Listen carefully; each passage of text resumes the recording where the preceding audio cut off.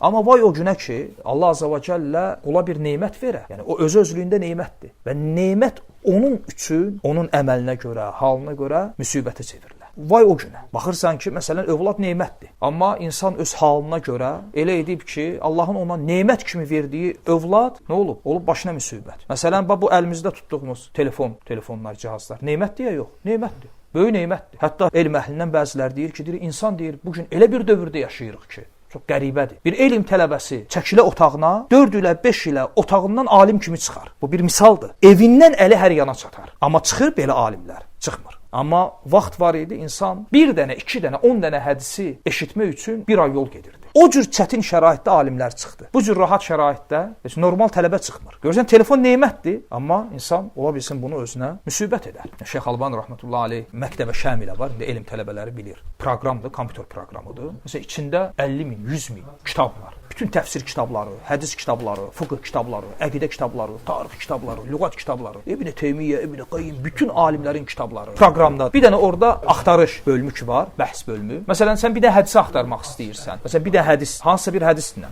Məsələn, xayrukum mən təalləməl Qur'anə və alləmə. Bilmirsən bu hədis hansı kitabda gəlir. Yazırsan ora, tam da yazmırsan. Xayrukum mən təalləməl Qur'an və ya xayrukum mən təalləmə yazdın, bastın, sənə hansı hədis kitabından cild səhifəsindən gətirib çıxarır və hansı bir fıqh məsələni. Bu Məktəbə Şamilədir. Proqramın adı budur. Məktəbə yəni kitabxana, elektron kitabxana. Bu proqram ortaya çıxanda, ilk dəfə bu proqramı düzəldəndə Şeyx Albani rəhmətullahi aleyh sağ idi. Yəni 90-cı illərdə olub. Bu proqramın ilk nüsxəsi o vaxtlarda çıxır. Və şeyxi çağırırlar, deyirlər ki, şeyx də hədis əhlidir axı, hədis imamıdır. Deyirlər, belə bir dənə proqram düzəldiblər. Bir dənə bax, şeyx də gəlir, deyir, nədir bu? Deyir, şeyx burada hədisi yazırsan, basırsan bir dənə düyməni, 100 min cildli səhifəli kitabların içərisindən, minlərlə hədis kitabının içərisindən istədiyin hədisi cild səhifəsinəcən gətirib qoyur qabaqla. Şeyx normalda nə etməlidir? Sevinməlidir. Nə deyir? Deyir, himmə öldü. Elm əhlinin iradəsi öldü. Düz dedi şeyx, düz dedi. Normalda belə baxanda çox qəribədir. Biz riyazi hesablamalarla deyil axı hər şey. Biz həmişə bunu deyirik. Allahın bərəkəti olmalıdır. Baxırsan ki, yazıq qoyun ildə neçə dəfə bala verir? Bir dəfə, 2 dəfə. Donuz doğub tökəndə 20-sini, 30-sunu, 40-ını birdən. Dünyada ən çox kəsilən heyvanlardan birisi hansıdır? Qoyun. Elə bir dənə Qurban bayramını götürüb bəsləyir. Başqa misal lazım deyil. Amma həmişə nə deyilib? Qoyun sürüləri. Heç vaxt deyilməyib donuz sürüləri. Sən də bunu götürüb hesablasan, düz gəlməyəcək. Amma Allahın istəyi təqdiri budur. İndi həmin şeydir. Götürüb